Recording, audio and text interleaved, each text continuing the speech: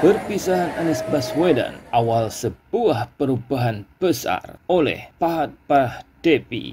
Ahad 16 Oktober 2022 adalah hari terakhir bagi Anies Baswedan menjabat sebagai Gubernur DKI Jakarta periode 2017-2022. Setelah 5 tahun memimpin ibu kota, tiba juga saatnya ia harus mengucapkan selamat tinggal kepada warga DKI. Ia memilih menjalankan momen spesial itu dengan bersepeda dari rumahnya di Lebak Bulus menuju Balai Kota, melewati Jalan Sudirman dan Bundaran HI. Di sepanjang perjalanan, warga sudah menyambutnya dengan antusias. Mereka membentangkan spanduk-spanduk berisi ucapan terima kasih, mengelu-elukan namanya. Seorang pemuda menghentikan sepedanya di bilangan Sudirman, meminta kaos yang dikenakannya ditandatangani sang gubernur. Dengan ramah, Anies melayani permintaan tanda tangan itu. "Saya doakan, semoga 2024 Bapak menjadi presiden," ujar pemuda itu sambil menahan haru dan bahagia. Anies pun melanjutkan perjalanan ke Medan Merdeka Selatan. Pukul 9:10, ia tersendat di kawasan Patung Kuda. Di sana, ribuan warga sudah menunggu, menyambutnya bak pahlawan. Anies tak bisa menahan diri untuk tak berbaur dengan mereka. Bersalaman, menebar senyum. "Presiden, Presiden, Presiden." Warga yang tak sabar terus berteriak, berebut bersalaman dengannya. Keinginan warga yang datang di acara perpisahan ini agar Anies Baswedan maju dalam Pilpres 2024 mendatang sepertinya tak bisa dibendung. Mereka tahu, sebagaimana disampaikan Anies sendiri pada pidatonya saat menerima pinangan Partai Nasdem untuk dicalonkan sebagai presiden 3 Oktober lalu. Ia berkata, "Setelah selesai dengan urusan Jakarta, saya akan fokus maju sebagai calon presiden." Tampaknya momen itulah yang ditunggu-tunggu mereka, dan ini adalah harinya. Tiba di Balai Kota, setelah disambut dengan berbagai tarian, nyanyian, dan tabuhan rebana yang semarak, Anies naik ke panggung didampingi istri tercintanya, Ferry Farhati. Ia menyampaikan pidato singkat yang heroik. Hari itu, 5 tahun yang lalu, menjadi penanda awal perjuangan dan menghadirkan kebaikan, menghadirkan keadilan yang diharapkan oleh seluruh rakyat Jakarta. Kita ingin kotanya maju dan warganya bahagia. Hari ini, 16 Oktober 2022, tepat 5 tahun kemudian, ini adalah masa penghabisan bagi saya dan Pak Ahmad Riza Patria dalam memimpin Jakarta. Izinkan kami berdua mengembalikan mandat ini kembali kepada warga Jakarta. Apakah dalam 5 tahun menjabat sebagai Gubernur DKI Jakarta, Anies berhasil mentransformasikan ibu kota Republik menjadi lebih baik? Tentu tergantung siapa yang memberikan penilaian. Yang mendukungnya akan mengatakan bahwa Anies berhasil melampaui kinerja gubernur-gubernur sebelumnya. Tetapi bagi para pengkritik, apalagi para pembencinya, kerja Anies dianggap nol besar. Bagi mereka, Anies tak lebih dari sekedar governor yang tak bisa bekerja. Seolah menyadari semua itu, Anies memberikan pernyataan yang to the point. Biarkan kerja Pemprov DKI Jakarta selama tahun terakhir ini mereka yang berbicara. Biarkan karya-karya itu menjadi bukti nyata. Tak perlu dikatakan dalam pidato ini. Lihatlah kenyataan yang ada di Jakarta. Tunjukkan di sana kenyataan. Kita tak mengirimkan pernyataan, kita kirimkan kenyataan, ujar mantan Rektor Universitas Paramadina itu dengan suara lantang.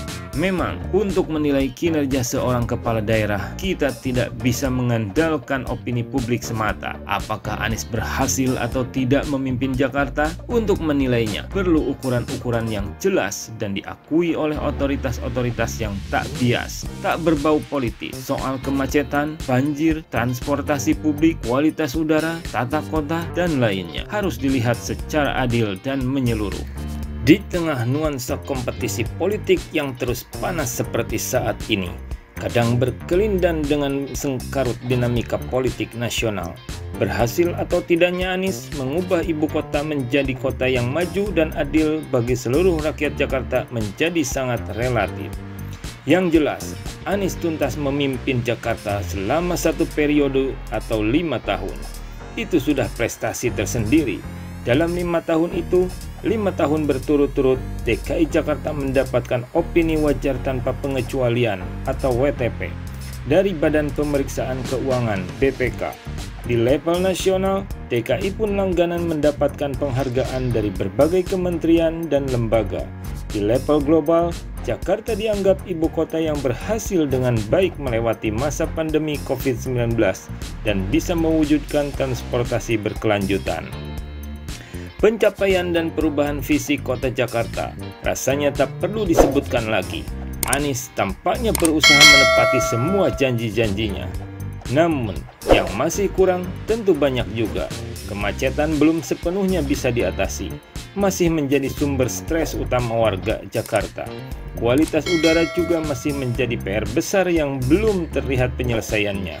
Banjir masih terjadi di mana-mana, apalagi saat curah hujan tinggi seperti saat ini. Meski konon lebih cepat surut, semua ini harus diakui masih tersisa dan menjadi persoalan besar Jakarta. Belum tuntas meskipun Anies sudah memimpin selama 5 tahun terakhir. Patut kita apresiasi bahwa Anies mengakui semua kekurangan itu. Ia sadar bahwa transformasi Jakarta harus dilakukan secara terus-menerus. Alhamdulillah, saya bersyukur bahwa selama 5 tahun ini, apa yang kita rencanakan dari awal, apa yang kita janjikan bisa kita laksanakan. Sempurna? Belum.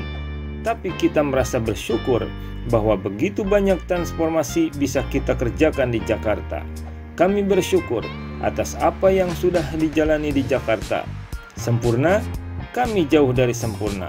Tapi capaian-capaian ini boleh kita syukuri, dan ini bagian dari membangun Jakarta berkelanjutan, ujarnya kepada Fitri Megantara dalam spesial dialog Anies Baswedan tuntas pimpin ibu kota di Metro TV, Jumat 14 Oktober 2022.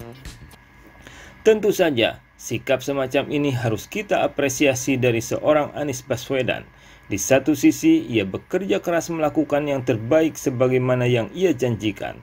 Tetapi di sisi lain, ia mengakui bahwa dalam mencapai yang terbaik itu terlihat kekurangan-kekurangan dirinya yang tak bisa ia hindari. Dalam pidato perpisahannya, Anies menyampaikan permohonan maaf kepada warga Jakarta. Saya mohon ampun kepada Allah Subhanahu wa Ta'ala dan mohon maaf kepada semua yang hadir dan semua yang mendengar. Khilaf saya, hilaf keluarga saya dan seluruh jajaran yang bekerja di bawah kepemimpinan saya selama 5 tahun ini, katanya. Menjelang pukul 12, Anies mengakhiri pidatonya dengan berpamitan kepada warga Jakarta. Ia berhenti sejenak di penghujung pidatonya, melemparkan senyum dan menebar pandangan ke semua sudut. Izinkan saya pamit, katanya. Kami datang tanpa muka, kami pulang tanpa punggung. Semoga Allah merahmati kota Jakarta dan melindungi kita semua, tutupnya. Kemudian hadirin bergemuruh memekikkan dukungan dan tepuk tangan. Presiden, presiden, presiden, majulah, majulah presiden, teriak mereka. Bagi para pendukungnya, Anies adalah pahlawan, simbol bagi harapan. Bagi mereka, harga mati Anies menang dan menjadi presiden pada pemilu 2024 mendatang.